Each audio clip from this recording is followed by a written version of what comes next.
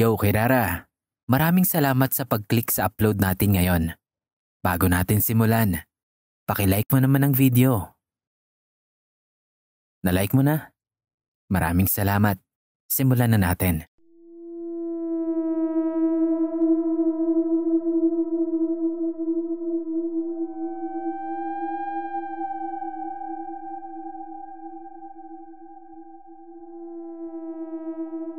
Hello Sir Kira. Gusto ko lang po sanang ibahagi sa inyo itong hindi ko makakalimutan at hindi maipaliwanag na karanasan. Bago ko po ituloy ang kwento, ako nga po pala si TJ. Pasuyo na rin po sana. Paka-shoutout na rin po rito yung mahal kong si Rio. Salamat po Sir Kira. So ito na nga po. Nangyari itong kakaibang karanasan ko noong nagkaroon ng handaan yung pamilya ko. Birthday at binyag kasi yun ng dalawa kong pamangkin. Magkapatid po sila. Dahil tayong mga Pinoy ay magaling magtipid, ay pinag-isa na lang po yung handaan ng birthday at binyag. At dahil maliit lang naman yung bahay namin at malaki yung handaan na mangyayari, ginanap po yung handaan doon sa bahay ng magulang ng asawa ng ate ko. In short, ng bayaw ko po. Magbibigay lang po ako ng konting info about sa lugar nila. Yung lugar po kasi na yon ay mapuno at madamo talaga. At karamihan ng tanim doon ay mga kawayan. So napag-usapan po ng mga magulang ko na mauna na kami kasama yung mga bata. Kasi may trabaho pa po sila nun. Bale Sir Kira, kinabukasan po kasi yung handaan na magaganap. At doon na kami magpapalipas ng gabi sa bahay ng bayaw ko. Yung bahay po nila, talagang may kalakihan. Meron po itong 3 kwarto. Yung 2 ron ay katamtaman lang ang laki. At yung kwarto na tutulugan ko, yung pinakamalaki. Pero may mga kasama naman po ako doon. Sa labas po, ay meron po silang malaking gate. Siguro ang taas nun ay nasa 1.5 ng height ko. By the way, 5'3" po ako Sir Kira. At ang layo naman nun mula sa bahay nila ay nasa 8 dipa. Ganon po kalawak yung bahay nila. So fast forward po. So yun na nga po. Napag-usapan na doon na kami magpapalipas ng gabi. Para kinabukasan ay sila mama na lang ang babiyahe papunta ron. Dahil nga marami kaming nagpunta ron, yung mga bata ay doon pinatulog sa malaking kwarto. Katabi kong matulog doon yung babaeng pamangkin ng bayaw ko. Nag-iisang babae lang po kasi siya, kaya kaming 2 talaga ang magkatabi sa papag. Yung pwesto ng papag Sir Kira ay nasa tabi ng bintana. Tapos yung bintana, meron siyang screen, so okay lang na nakabukas ito. So natulog na kami. At dito na nga po nangyari yung hindi ko malilimutang karanasan sa tanang buhay ko. Nagising ako sa kalampag ng mga kaldero at kawali sa labas. Siguro nagsisimula na silang magluto nun.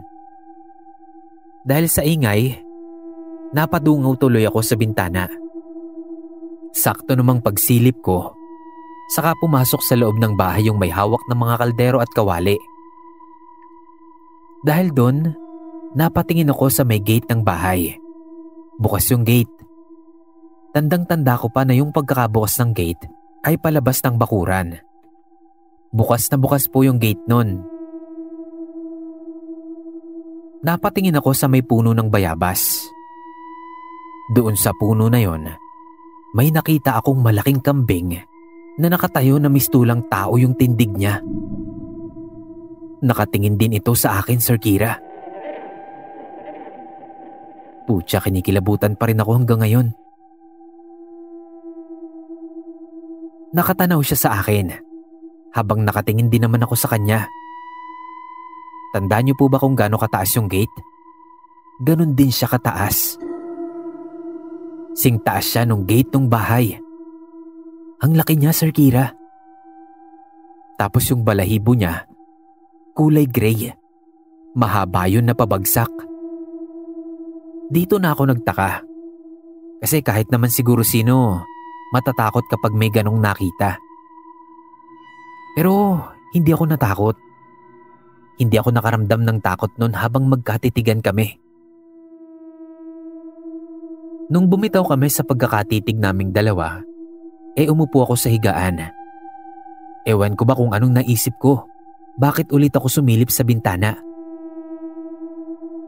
Pagsilip ko ulit para dungawin siya, dito na ako nakaramdam ng takot, Sir Kira. Kasi sa muling pagdungaw ko sa bintana, kabayo na yung nakita ko. Nakasilip siya sa bintana.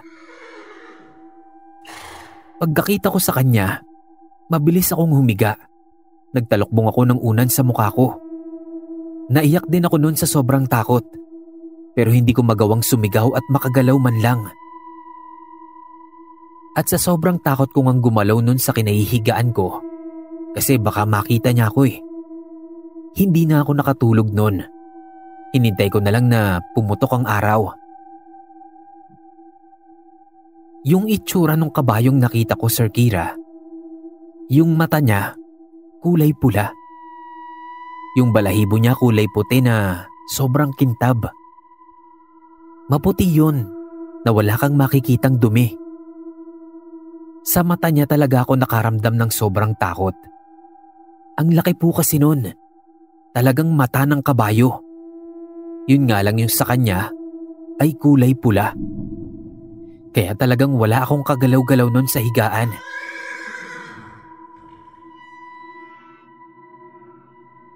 Nung narinig ko na may mga gising na sa mga kasama namin, nagmadali na akong lumabas. Pumunta ako sa mga nagluluto. Ikinuwento ko sa kanila yung nangyari sa akin. Nagkatinginan sila, tapos parang tinawanan nila ako.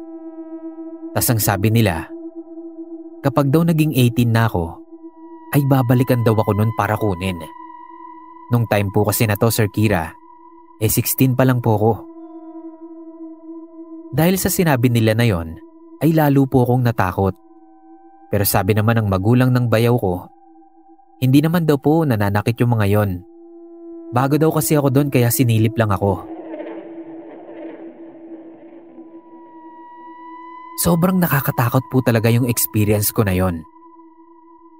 Sa mga nakakarinig nito, totoo po ang mga laman lupa. Kitang-kita po ng dalawang mga mata ko. Sigurado ko na yung isang nakita ko ay tikbalang. Pero yung isang malapit sa gate, hindi ko po alam kung anong tawag doon. Basta yung itsura niya ay parang kambing at sobrang taas po niya. Nakatayo siya na parang tao. Kaya kung nasa liblib na lugar kayo at hindi kayo taga ron, lagi po kayong magtabi-tabi. Kasi may mga nilalang po na talagang hindi kayang makita gamit lamang ang mga mata natin. Ayun lang po, Sir Kira. Thank you na po kaagad kapag nabasa mo itong kwento ko. May iba pa po akong mga kwento. Pero sa susunod na lang po kapag nabasa mo na to. Ingat po and God bless.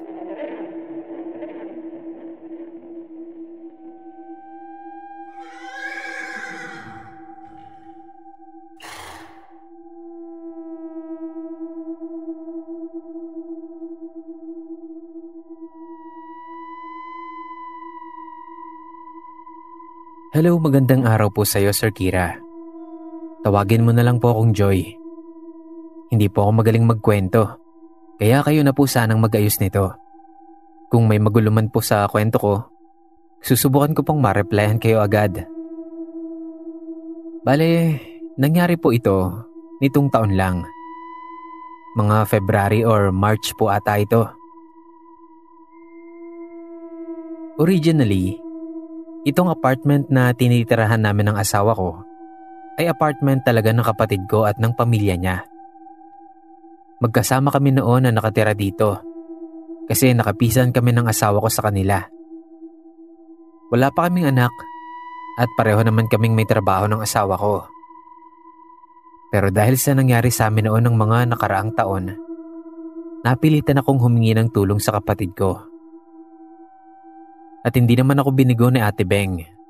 Pinatuloy niya kami sa inuupahan nilang apartment. Maliit lang po ang tinitirhang apartment ng kapatid ko sa totoo lang. Sakto lang sa kanilang pamilya talaga. Pero nangako ko sa kanya na haalis din kami agad matapos lang ang problema naming mag-asawa. Pero na-bless sila pagpasok pa lang ng taon. Nakakuha sila ng bahay at agad din nilang nalipatan yun pagkatapos nilang maparenovate. Kami ng asawa ko ang nagtuloy ng apartment nila. At umuuwi-uwi na lang sa amin si Ate Beng kapag dadalaw silang pamilya. Minsan din kapag matagal na mawawala ang asawa niya, dito sila ng mga anak niya pumupunta. May sariling kopya pa rin naman sila ng susi ng apartment na to. Kaya kahit wala kaming mag-asawa, ay nakakapasok sila sa bahay. Walang kaso sa amin yon. Karamihan naman sa gamit namin sa bahay sa kanila lang din ang galing. Iniwan nila sa amin. Kasi ang gusto nila ay bumili na ng bago para doon sa bago nilang bahay. Minsan nga masusurpresa na lang kami kasi nasa bahay na pala sila Ate Beng at ang mga anak niya. Isang beses, sobrang late na kaming nakauwi ng asawa ko. Nagsine kasi kami noon. Last full show sa MOA. Bale, dumating kami sa bahay. Lagpas 12:00 na ng gabi. Since sira ang lock ng main door, doon kami sa kitchen dumaan. Habang binubuksan ng asawa ko yung pinto, napatingin ako sa bintana sa gilid ko. Mula kasi doon, nakakita ako ng bulto ng katawan ng tao na paakyat sa second floor. Madilim nun sa loob, kaya hindi ko sigurado kung sino yon. Pero ang una kong naisip, si Ate Beng. Kasi nakaputi yung nakita ko. Sinabi ko rin yun sa asawa ko. Habang nagche-check ako ng cellphone ko kung nag-message ba sa akin si Ate Beng na pupunta sila sa bahay. Pero wala siyang message. Hindi ko na inintindi. Maingat kaming pumasok sa loob para hindi kami makagawa ng ingay. Palagi naman kasing kasama ni Ate Beng yung mga anak niya kapag dumadalaw sila sa akin. So iniisip ko na siguradong tulog na yung mga pamangkin ko. Kasi nga, anong oras na nun? Ibinaba lang namin yung mga gamit namin sa center table. Tapos iniayos namin sa kusina yung ilan naming mga pinamili bago kami umakyat sa kwarto namin. So dumiretso na sa kwarto ang asawa ko. Habang ako naman, pinag-iisipan ko pa kung kakatukin ko ba sila Ate Beng sa kabilang kwarto o hindi na lang. Sinubukan ko na lang pihitin yung doorknob at nagbukas yun. Unti-unti ko pang itinulak yon at sumilip sa loob. Ilang segundo rin bago nag-adjust yung mata ko sa dilim. At nung parang walang tao sa higaan, agad kong binuksan yung ilaw doon sa kwarto. At nagulat ako kasi wala ngang tao doon, Sir Kira. Mabilis kong pinuntahan ang asawa ko sa kwarto namin at sinabi ko na wala ngang tao sa kabilang kwarto. Sabi naman niya, baka namalikmata lang daw ako nung nasa labas pa kami. Kaya napaisip din ako, baka nga totoo. Tapos nun, siguro dahil na rin sa pagod at antok, nakatulog na kami agad. Hindi ka agad nawala yun sa isip ko. Kasi sigurado ako sa nakita ko. Wala kaming katabing kahit na ano na pwedeng maging refleksyon lang ang nakita ko. Tapos sa hagdan ko pa nga nakita at paakyat ito sa second floor. Ilang araw din yung pinalipas ko. Nagbabaka sakaling makalimutan ko na lang bago ko sabihin kay Ate Beng yung nakita ko. At kinumpirma nga niya na mayroon nga raw babaeng nagpapakita doon sa bahay na yon ng ganoong oras. Nakaputing mahabang bestida, kaya tingin din niya ay white lady daw yon. Naalala ko na sinabihan nga ako ni ate na huwag kaming bababa ng ganoong oras noong bago pa lang kami doon sa bahay na yon. Hindi niya sinabi sa akin ang dahilan nun. Kasi raw iniiwasan niyang magkaroon ako ng takot sa bahay nila na bahay na nga namin ngayon. Ang sabi pa ni Ate Beng, bukod naman doon sa pagpapakita ng ganoong oras, ay wala naman itong ginagawang masama. Hindi nananakit, parang dumadaan-daan lang. At lalabas sa balkonahe, tapos ay doon na ito mawawala. Sinabi din ng asawa niya sa kanya na tingin daw nito ay doon nakatira sa puno ng santol yung white lady na yon. Kasi doon daw palaging nawawala yung babae. Simula nang malaman ko to, maaga na kaming umaakit sa kwarto namin. Tapos wala nang labasan yon hanggang kinabukasan. Hanggang dito na lang, Sir Kira. Sana mabasa niyo po. Salamat and more power po sa inyo.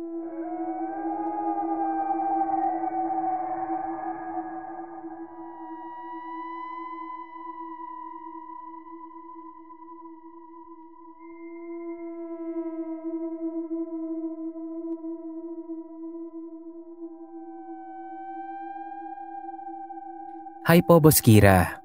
Magandang araw po. Yung boyfriend ko po ang nakadiscover ng podcast nyo sa Spotify. Simula nun, madalas na namin kayong sinusubaybayan. Kaya nga naisipan ko ring mag-send din sa inyo ng story ko. Nangyari po ito taong 2012. Linggo yon, tanda ko. Kasi lahat kami sa bahay ay walang pasok. Maaga akong nagising dahil sa tito ko. Nautusan akong magluto ng almusal. Kasama ko sa kusina ang lolo ko nun. Samantalang yung isang pinsan ko at yung tita ko natutulog pa sa second floor. Nang matapos na akong magluto, tinawag ko na yung pinsan ko. Mark! Kakain na! Tawagin mo na rin si tita. Nakailang tawag pa ako nun, pero wala akong narinig na response mula sa kanila. Hindi ko pa narinig yung mga yapak nila pababa. Sa huling tawag ko, nainis na ako. Naisip kong puntahan na lang si Mark sa kama niya. Sa kusina pala, Boss Kira, ay meron po kaming screen door papasok sa living room. At doon may hagdan papunta sa second floor ng bahay. So yun na nga po. Sa paglapit ko sa may screen door sa kusina, nakita ko na agad yung pinsan kong si Mark. Nasa kabila siya ng pinto at nakangiti siya sa akin. Yung pagkakangiti niya, parang nakakainis na nakakaloko. Medyo nakaramdam ako ng takot nung makita ko pang dilat na dilat yung mata niya. Alam niyo yung parang ngiting demonyo. Nung nakita ko siya, sabi ko, "Oh, diyan ka na pala. Ngiti-ngiti ka pa dyan. Kanina pa kita tinatawag eh." Pagkatapos nun, may kinuha lang ako sa sala. Tapos bumalik na ulit ako sa kusina. Wala si Mark doon. Naisip ko, baka nag-CR lang. Pero nung wala akong narinig na ingay sa CR, lumapit ako doon. At nakabukas yung pinto. Wala si Mark. Narinig kong tinatawag ako ni tita sa second floor. So umakyat ako. Pag-akyat ko ron, Boss Kira, nagulat ako nung makita ko doon si Mark. At parang kakagising lang niya. Tinanong pa ako nun ni tita, bakit daw ang ingay-ingay ko? Ano daw bang kailangan ko? Nandoon pa daw si Mark at natutulog pa. Nakaramdam ako ng kilabot nun. Sabi ko, kung kagigising lang niya, sino yung nakita ko sa baba at nginitian pa ako? Grabe yung kilabot ko nun. Hindi yun nawala sa isip ko buong araw. At nung gabi, hindi talaga ako pinatulog nun. Hindi lang po dyan nagtatapos ang pagpapakita sa akin ng doppelganger na yon. Pero yan po yung pinaka nakakatakot na nangyari sa akin. Salamat po, Boss Kira, sa pagbasa at pakikinig sa kwento ko. Sana po ma-upload din ninyo.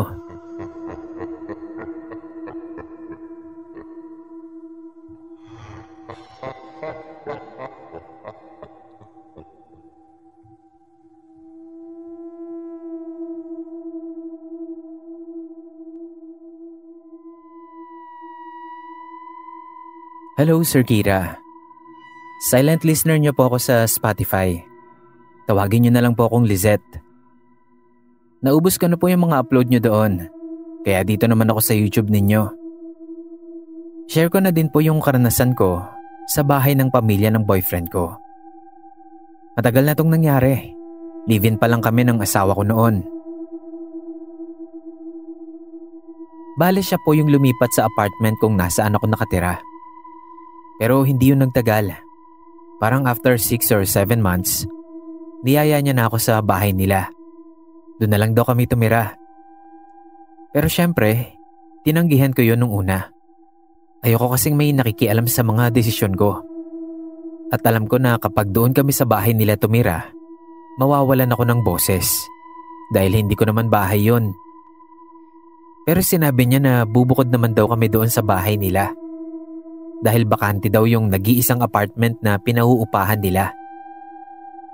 Doon na lang daw kami. Kailangan daw kasi ng magbabantay sa nanay niya. Nakalalabas lang noon ng ospital.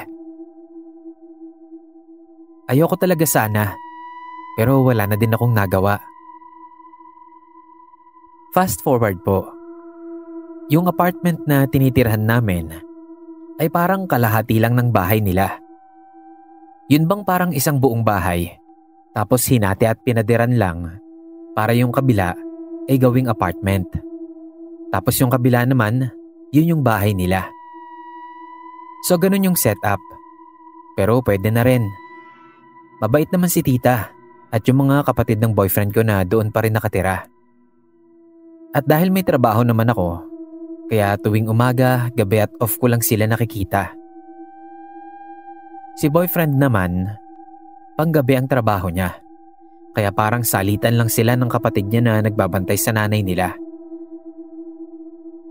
Ewan ko kung dahil ba wala ako madalas sa bahay nila, kaya hindi ko agad naramdaman. Pero kada day off ko talaga at nag-i-stay lang ako doon sa loob ng apartment, ay parang may kakaibang bigat yung pakiramdam. At dahil hindi rin naman ako sigurado sa nararamdaman ko, hindi ko na lang yun pinapansin. Iniisip ko na lang na hindi pa lang talaga ako nakakapag-adjust sa bagong tirahan.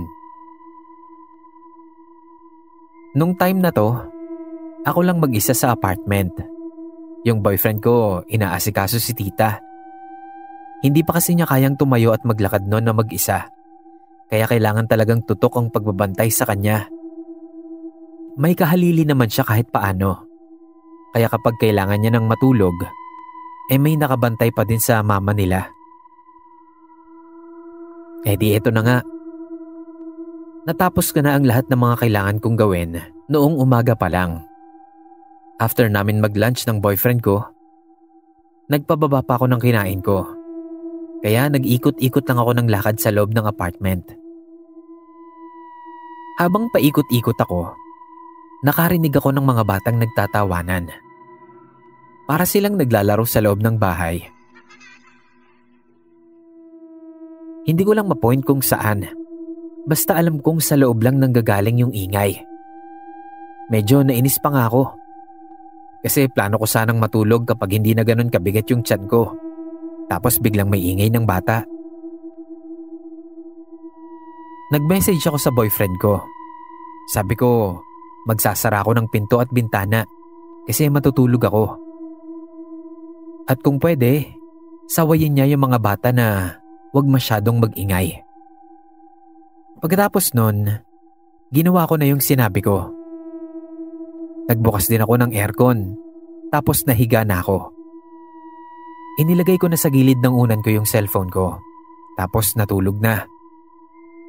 Nakatulog naman ako, Sir Kira. Hindi ko lang alam kung gaano katagal na akong natutulog nun. Pero nagising ako dahil sa pagpapatay buhay ng ilaw ng cellphone ko na nasa gilid ko lang.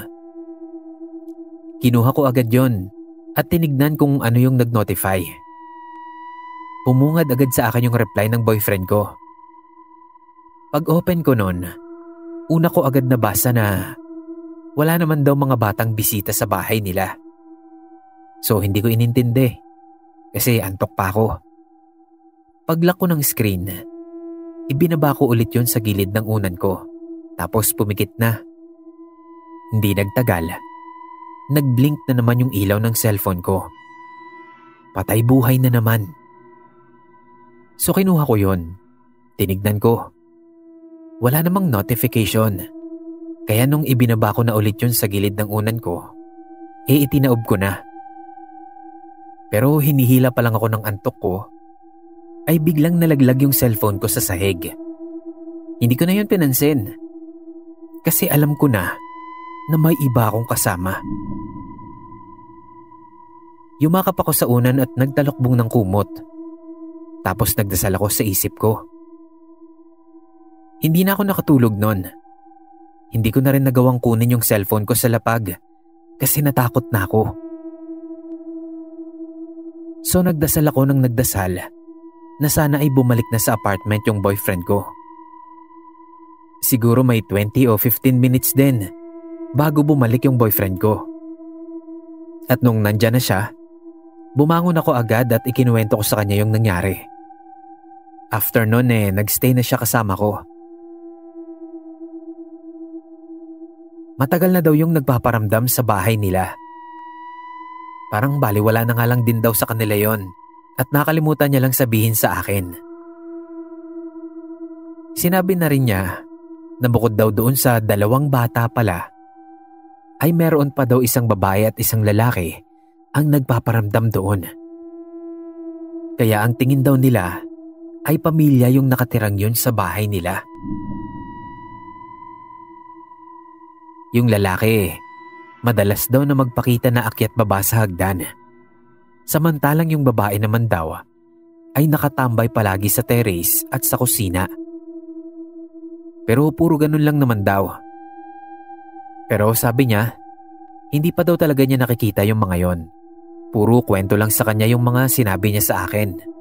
Kaya nakalimutan niyang sabihin sa akin. Sabi ko naman, bukod naman doon sa tawa na nadinig ko at paglalaro sa cellphone ko, ay hindi ko naman din talaga nakita yung mga batang multo. Sana lang kako, hindi ko din talaga sila makita. May 2 taon din yata kaming natira doon bago kami nagpakasal ng boyfriend ko at bumukod na ng bahay. Hindi ko po nakita yung pamilyang multo sa bahay na yon, Boss Kira. Pero madalas ko silang madinig at maramdaman. Yung mga tawanan at ingay ng 2 bata kapag naglalaro sila. Mga katok sa pinto namin. Minsan, bukas-sara din yung gripo sa banyo. At may nadidinig din akong mga footsteps sa 2nd floor nila. Nawala na lang din yung takot ko. Kasi madalas, pinagsasabihan pa nga ng mga kapatid ng boyfriend ko yon. Yun bang kapag may bigla na lang nagbubukas ng gripo sa banyo, kakausapin nila at pagsasabihan ng, "Oh, bakit mo binuksan yan? Patayin mo yan. Huwag kang magaksaya ng tubig." Mga ganyan po. Tapos maya-maya, magsasara na nga ng kusa yung gripo. Sa ganun nawala yung takot ko. Di ko alam kung okay lang ba yun o ano. Pero nung magpakasal nga kami, bumukod na agad kami ng asawa ko. Hanggang dito na lang, Sir Kira. Napahaba po ata. Kayo na pong bahala sana. Salamat po.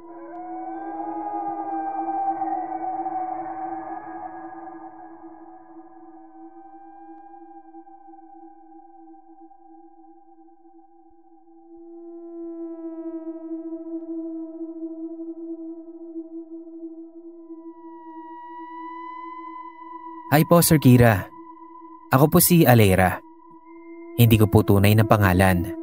Pero mas komportable po akong tawagin niyo ako sa pangalang yon. Isa po ako sa matagal nang nakikinig sa inyo. Mula pa noong 2021. Lagi po kaming nakikinig ng kuya ko sa podcast niyo sa Spotify bago kami matulog. Pero ngayon, ako na lang po ang nakikinig. Kasi may trabaho na si kuya ko.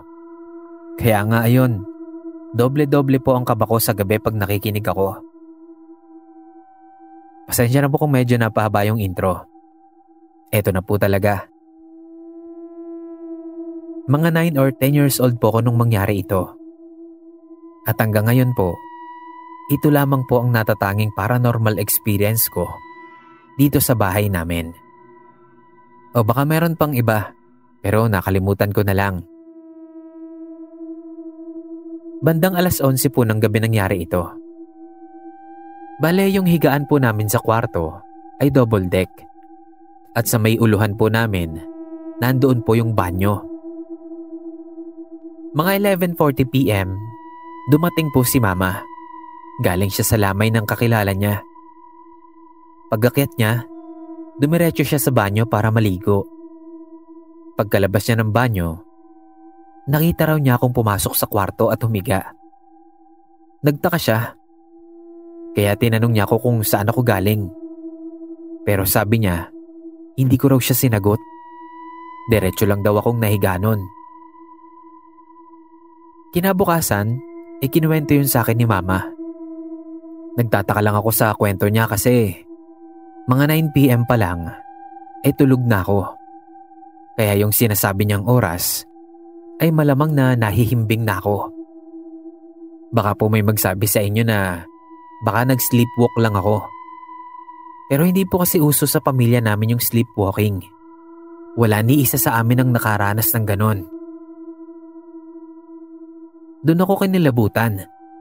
Kasi ang sabi ni Mama, sa mismong higaan ko raw nahiga yung nakita niyang tao na talagang kamukhang kamukha ko.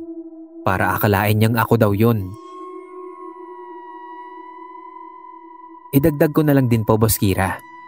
Kasi matatakotin po talaga ako eh. Alam ko po kasi na nung mga oras na yon ay wala nang tao sa baba ng bahay namin. Tulog na lahat. Kaya kahit nagkikrave ako ng midnight snack, hindi ako bumababa. Tinitiis ko na lang yung gutom ko. Kasi nga natatakot ako. Sinubukan ko na rin ikwento ito sa iba dati. Pero halos walang naniwala. Siguro kasi bata pa ako nun. Kaya akala nila, imagination ko lang yon.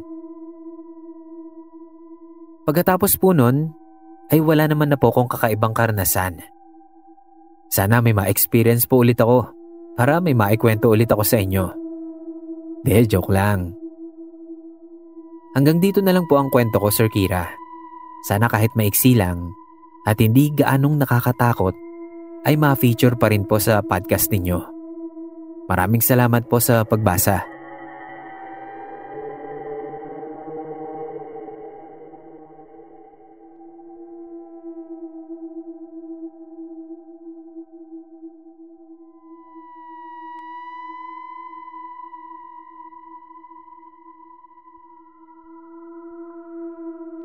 Meron lang po akong gustong ikwento sa inyo. Hindi ko po ito makakalimutan. Nung 8 years old po ko, natira ako sa bahay ng lolo ko. Medyo may kaluwagan po ang bahay ni lolo. Pero sobrang simple lang po ng design. Bale, elevated po yung bahay na yon. Meaning, may silong sila. So pag-akyat mo ng hagdan, ayun na po agad yung veranda. Tapos pagpasok mo ng pinto, yung salas ang bubungad sa'yo. Katabi ng sala ay yung nag-iisang kwarto sa bahay. Tapos nun ay yung pinto papuntang kusina. Tumira kami doon ng kapatid ko nung magtrabaho abroad ang papa namin. Walang mag-aalaga sa amin kasi si Mama sumakabilang buhay na nun. Namatay siya after ipanganak ang kapatid kong si Tope. Inihabilin kami ni Papa sa parents at mga kapatid niya. Bale, ang kasama po namin sa bahay na yon ay sina Lolo, Lola, Tito King at Tito Ito. Okay naman po ang pagtira namin doon nung una. Nagkaroon lang ng kababalaghan nung medyo tumagal-tagal na. Grade 5 ata ako noon nung magsimula ang pagpapakita daw ng isang lalaking itim sa bahay ni Lolo. Unang naka-encounter dito ay si Lola ko. Umaga daw po yun, 6 AM. Nagwawalis daw si Lola sa bakuran. Nung makita niyang bumukas yung kahoy na gate at may pumasok na lalaki. Sa gilid lang daw ng mata niya ito nakita. Kaya akala niya, isa lang sa mga tito ko yon. Baka daw may nakalimutan kaya bumalik. Nag-aaral pa kasi noon yung dalawa. Si Tito King college. Si Tito Ito naman graduating ng high school. Napakunot ng noo si Lola kasi tinawag siya nitong Lola. Lola! Kaya napalingon siya. Sabi niya, Lola ka dyan. Bakit ka bumalik? Pero pagtingin niya, hindi niya na ito nakita. Napaisip si Lola. Ang bilis naman daw nakapasok agad nun sa bahay. So hinintay na lang ni Lola na lumabas ito. Tuloy lang siya sa pagwawalis. Pero natapos na lang daw siya, hindi pa rin ito lumalabas. Kaya pumasok na sa loob si Lola. Hinanap niya agad kay Lolo si Tito at tinanong kung bakit daw ito bumalik. Pero ang sabi ni Lolo, hindi niya raw alam. Hindi naman daw niya nakitang bumalik yung dalawa. Tinignan pa daw ni Lola sa kwarto at banyo. Pero wala. Silang dalawa lang daw ni Lolo sa bahay.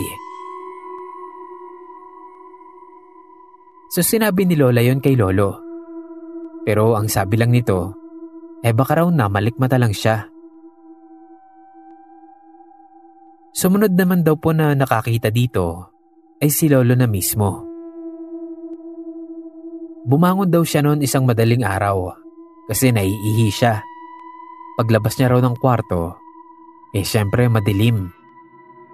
Pero may naaninag daw siyang dumaan sa harap niya papuntang kusina. Nagulat si Lolo kaya sumigaw siya ng, "Sino yan?" Sabay bukas ng ilaw. Hinalughog niya daw yung buong kusina pati banyo. Pero wala siyang nakita. Nagising na din kaming lahat nun. Nakihanap rin sila Tito. Pero wala talaga silang nakita. Sabi na lang ni Lolo, baka namalikmata lang siya. Kasi nga kakagising lang niya nun. Pero kinabukasan, napagkwentuhan ulit nila yon. Sabi ni Lola, baka daw yun din yung nakita niya nung isang umaga. So ito po, isang umaga, nagkakape si Tito Ito at Tito King. Nasa may lamesa sila sa kusina. Kami naman ni Tope, nag-aayos na ng pagpasok namin. Nasa may sala kami nun. Si Lola ang nag-aasikaso sa amin. Si Lolo naman tulog pa nung oras na yon. Biglang nagtatakbo sila Tito sa sala na parang mga takot. Kala mo, nakakita ng multo. Tas sabi nila, bigla daw bumukas yung gripo sa banyo. Tapos may narinig silang kumakanta. Hindi raw nila maintindihan yung kinakanta. At hindi rin sila pamilyar dito. Pero boses lalaki raw yung kumakanta.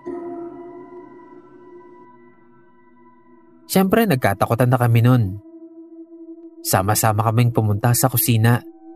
Tapos si Lola yung tumingin sa banyo. Pagbukas niya, wala naman daw tao.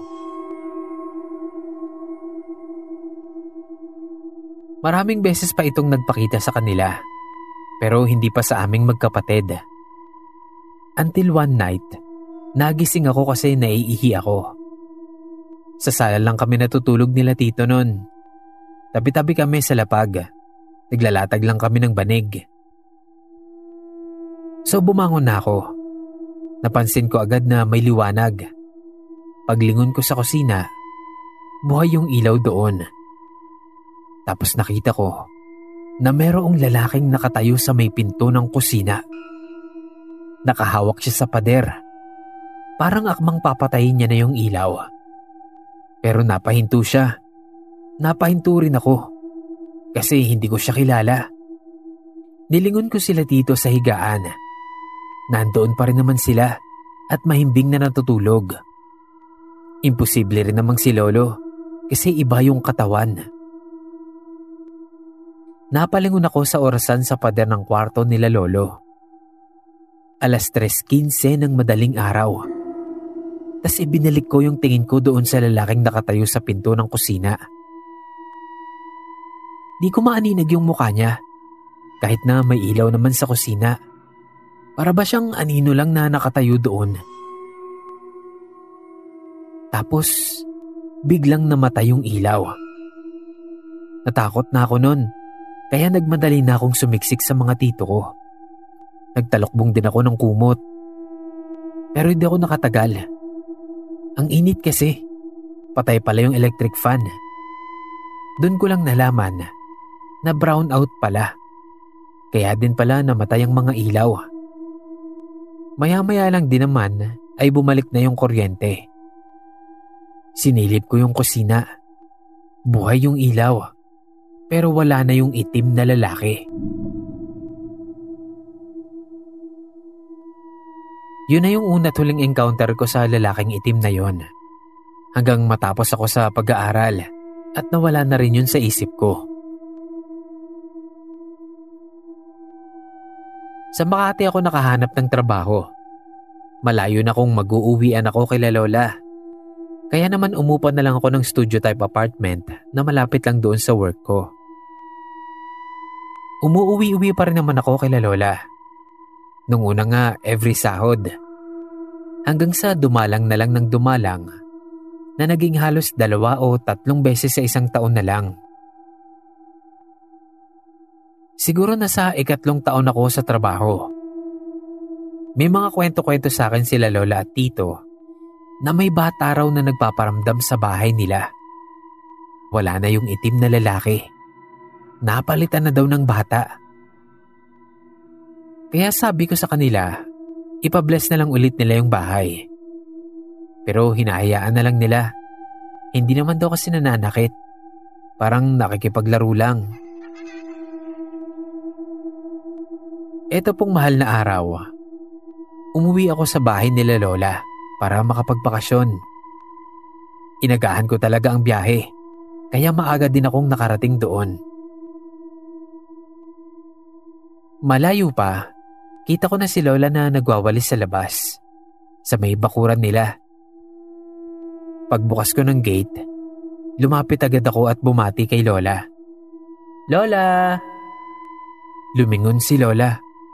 Tapos nag-bless na ako at pumasok na sa loob ng bahay. Andun din ang mga tito ko na hanggang nung mga panahon na yon ay nananatiling mga binata. Pero may mga GF naman sila nun. Ayaw palang atang mag-asawa. So mahal na araw. Biyernes Santo ng umaga, pagbangon ko, dumiretso ako ng banyo. Nadaanan ko yung 2 tito ko. Nagkakape sila sa kusina nun. So pagpasok ko ng banyo, nagbukas ako ng gripo at saka naupo na sa trono. Ugali ko na kasi yun na pagkakagising sa umaga, nagbabawas muna ako ng mga kinain ko kahapon bago ko mag-aalmusal. Mahilig din po akong magkakanta pag nasa banyo ako, lalo na kapag naliligo. Nung time na yon, usong-uso yung kanta ni Ed Sheeran. Kaya yun yung kinanta ko. Paglabas ko ng CR, nagtaka ko sa 2 tito ko. Nakatingin lang silang pareho sa akin. Si Lola nandun na din sa kusina. Nagtitimpla siya ng kape, kaya nagpasabay na rin ako. Tinawag ako nila tito. Pinaupo sa tabi nila. Tataka talaga ako ng mga oras na yun sa itsura nila eh. Para silang mga takot na ewan. Tinanong sa akin ni Tito Ito kung naaalala ko pa raw ba yung nangyari dati. Nung bigla na lang may nagbukas ng gripo sa banyo, tapos may narinig silang kumakanta. Sabi ni Tito, baka raw ako talaga yon. Nagulat naman ako sa sinabi nila at nagtaka. Naalala ko nga yung sinasabi nila. Pero paano naman kako mangyayari yun? Sabi ni Tito King, yung tunog daw ng gripo na narinig nila noon at yung kinakanta ko kanina, yun daw mismo yung narinig nila nung time na yon. At sigurado daw sila na boses ko nga iyon. Akala ko nga nun pinagtitripan na naman nila ako. Pero seryoso talaga sila. Nagatungan pa yun nung nagkwento naman si Lola na parang naalala nga rin daw niya yung nangyari sa kanya noon nung dumating ako sa bahay. Yung pagpasok ko daw sa gate, kasunod ng pagtawag ko sa kanya ng "Lola!" Ganun na ganun din daw kasi yung pakiramdam niya nung mga oras na yon.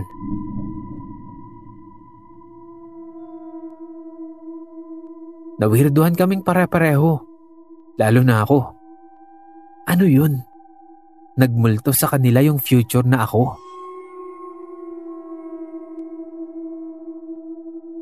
Nakumpirma ko yun, Sir Kira. Madaling araw. Nagising ako kasi naiihi ako. Bumangon ako at pumunta sa CR. Binuksan ko yung ilaw sa kusina. Pagkatapos kong mag-CR, naglakad na ako pabalik sana sa kwarto. Tabi kasi kaming matulog ni Lola doon. So nasa pinto na ako ng kusina at takmang papatayin na yung ilaw. Nang may nakita akong bulto ng isang batang lalaki na nakatayo sa may sala.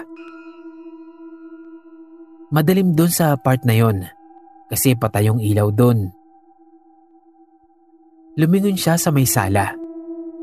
Tapos sa may orasan na nakasabit sa pader sa labas ng kwarto nila Lola. Napalingon din ako doon. 3:15 a.m. Doon na ako nakaramdam ng kilabot. Naaalala ko agad yung nakita ko noong bata pa ako. Yung lalaking itim sa may pinto ng kusina. Ako din pala yun. Nakita ng batang ako ang future na ako.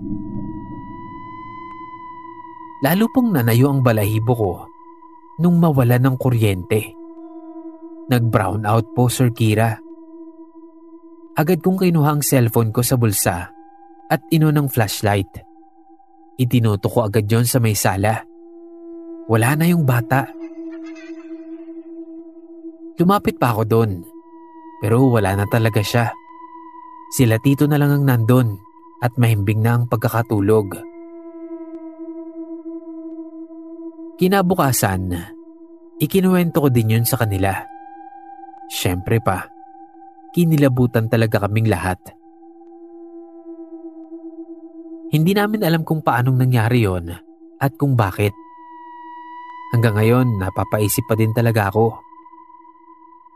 Ito pang nakakaloko.